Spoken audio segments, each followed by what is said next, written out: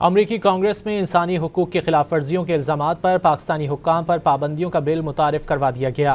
Dawn اخبار کی report کے مطابق بل ریپبلکن پارٹی کے رکن بلہوی زینگا اور کیلیفورنیا سے ڈیموکریٹ رہنما سڈنی کاملاگرڈو نے مشترکہ طور پر پیش کیا۔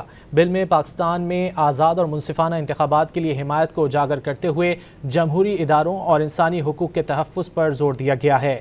یہ بل امریکی صدر کو بین الاقوامی ہیومن رائٹس اکاؤنٹیبلٹی ایکٹ کے تحت پابندیاں عائد کرنے کا اختیار دیتا ہے۔ قانون واشنگٹن کو ایسے افراد کو نشانہ بنانے کا حق دیتا ہے جو سنگین انسانی حقوق کی خلاف ورزیوں یا بدعنوانی کے مرتکب ہوں۔